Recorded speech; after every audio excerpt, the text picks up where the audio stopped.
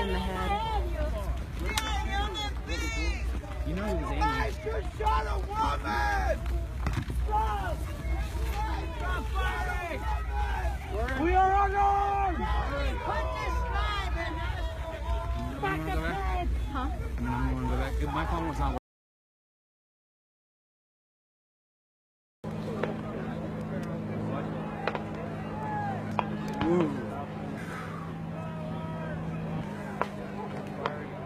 Hands up!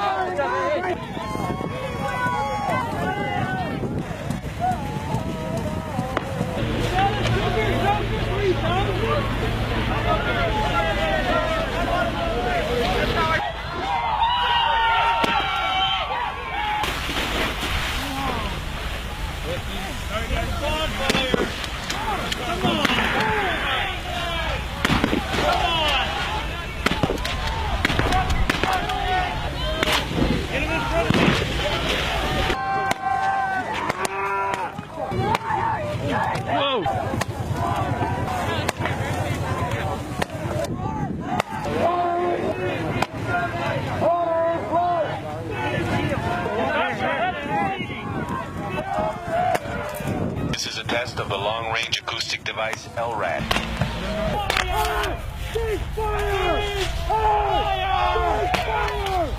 This guy got shot with that bullet right there and he caught it. Where did he hit you? Right there?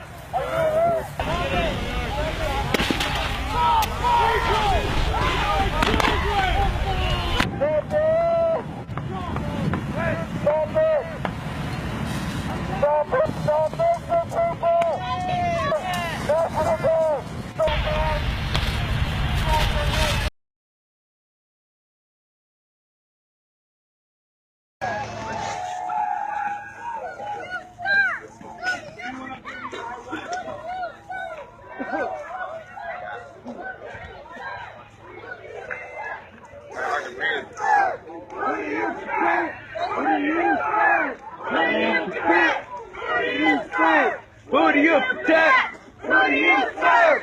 Who do you protect? Who do you serve? Who do you protect? Who do you serve?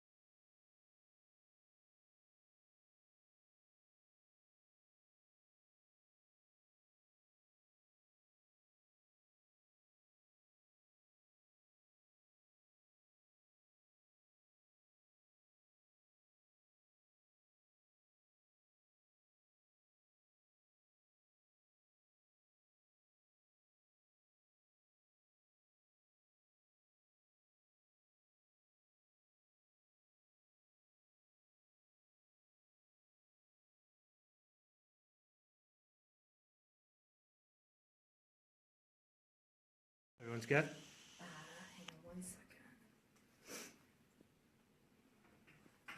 Yes. Wayne, first off, can we just get you to sort of state your name and, what brought, tell us a little. I received a call yesterday morning around 8 o'clock in the morning that my daughter was seriously injured, and got in a plane and got here as quick as I could. She was in surgery. She had about 8 hours of surgery yesterday. And Sophia's 21. Sophia's 21. And she had gone to the Dakota pipeline protests. How come? She went to the Dakota pipeline protests because she feels very strongly that the environment is going to be crucial for the planet, and she wants to have a future where people have clean water and clean air and clean soil, and that we actually have an earth to live on for the next few generations. And did you raise her to be, I didn't raise her anything. She raised herself. She's a brilliant, strong, beautiful girl who is extraordinarily capable. What was she doing there? Did she describe kind of daily activities? I think the daily activities were best peaceful prayer and meditations and song and chanting. Did she describe what happened on Sunday night? On the bridge, I think what she described was there was a truck on the bridge, and the police kind of intentionally left that truck on the bridge so that ambulances couldn't get back and forth, and people can't drive and get in and out of the area. So not only are people are getting intentionally hurt, but they can't get the kind of medical service that they need in a timely fashion. And part of Sophia's prognosis is harmed by the fact that it took 6 to 8 hours before she could actually have surgery, and time is of the essence, and they like to have this surgery happen within a few hours. So that's very, very upsetting that they still leave that truck there on the bridge and not letting ambulances come in and out of the site is, I don't know what to call it. It's a human rights violation as far as I can see. What was she hit with? She was hit with a grenade, an actual grenade, hit her right in the arm and pretty much took her arm almost off. One of the bones, the radius bone, is significantly missing, and all of the arteries are gone. The main nerve is missing, and most of the muscle, about 80% of the muscle of the forearm is gone. What is the prognosis? What is going on with the medical side of things right now? Prognosis is watch and wait and have surgery. I mean, I think there'll be multiple surgeries over many weeks and months. And the best case scenario is that the arm and hand stay attached and that she has some function. They're not promising anything more than the very barest minimum of function if they're able to save her arm and hand.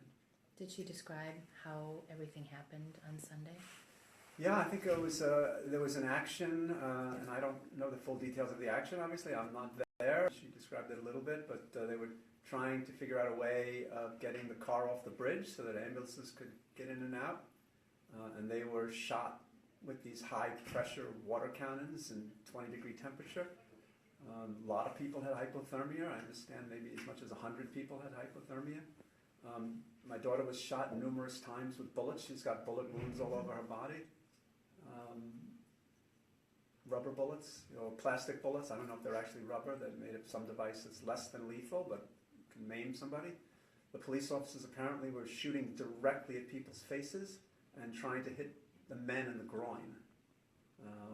Sophia was hit in the groin, but she was dressed in such a manner that you couldn't really tell if she was a man or a woman, but they were intentionally trying to hit men in the groin with bullets. And they threw a grenade right at her. The grenade exploded right in her arm. What kind of treatment has she had so far? She's had amazing surgery so far. They've taken a vein out of her left thigh, and they've taken that vein and put it in her arm in such a way that it kind of mimics the radial artery. That's the one that runs along the thumb. And the palmar, the one in the center, the ulnar artery, they were not really able to, it wasn't able to work. They couldn't, they put a vein in there as well, but they were not able to get a pulse out of that side, the ulnar artery, which makes the whole situation a little bit complicated. And they still today, they may work on the nerve today, they're not sure, they may work on some tendons today. She has some very minimal movement of the fingers. What is she saying? She's devastated. She's a 21-year-old girl looking at her arm. Yeah. There's just no words to be a parent. And look at your kids looking at her arm that's not there. In America, she's hit with a grenade. She's not in Iraq or Afghanistan. This is like the wound of someone who is a warrior who was sent to fight in a war. This is not supposed to be war. She's peacefully trying to get people to not destroy the water supply. And they're trying to kill her. How long had she been up there? 3 weeks. 3 weeks. So living up there. She was living up there. She was committed to this. She was going to stay in her 35-degree below sleeping bag through the winter in a very cold North Dakota winter. And this is an East Coast girl, so she's an East Coast girl. She's not used to this. But she's dedicated to the cause and still dedicated to the cause. Has she done something like this previously? Yes. Other protests? Yes, she's been to other protests before. She's been arrested a few times for All for environmental type. for these same things. Oil, gas and oil from being transported to places that it's near water supply. There's a place in New York where they're running a gas pipe 100 yards away from Indian Point nuclear power plant, and so people are trying to stop that.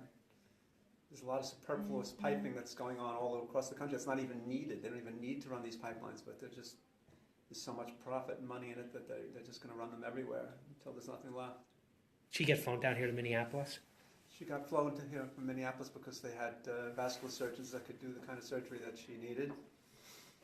And I think they would try to get her to Texas, but they didn't have staff on hand, and this is supposed to be a great hospital with, great vascular surgeons. So we're happy that she's here, and they did an amazing, amazing job so far, and they're going to continue to work on her, and I'm going to be here until it's done, however long that takes. Did she have difficulty getting out from where she was Yes. injured? To describe that process and getting to Bismarck and getting down here. She had, thankfully, miraculously, there was a woman on the bridge who I don't know her name, and I want to reach out to her. If I could find her, I'd love to talk to her. She had some Army experience. She was an Army veteran, and she was able to wrap her up and take her and carry her off the bridge and get her to a car, and they had to try to get their way to the casino. They drove a couple hours to a casino, I think, where they met an ambulance, and then from the ambulance at the casino, the Indian Affairs police were phenomenal. They were really, really good. And they got her to a hospital in Bismarck, North Dakota, and then from there they didn't have the surgery team that they needed, so they flew her here, and that process took hours, and every minute counts. So. What next steps are you planning to take in response to this? I don't know yet. I mean, I made a complaint to the FBI last night. I've talked to the Justice Department, and they're doing an investigation. I certainly plan on having all of her clothing tested. There was some news reporting out there that was false, that the protesters attacked her, accidentally, some propane. That was just nonsensical reporting. The surgeon said he pulled shrapnel out of her arm, so it's pretty clear that there was a grenade that caused this, and not something else, not a propane fire, as the Morton County chief said. So, I'm going to take every possible step that I can, and, it's now my fight too. So, I'm going to do everything I can to help support the cause that she believes so strongly in. What was it like to get that call? I really don't want to talk about getting that call. Describe that emotion. Is it anger?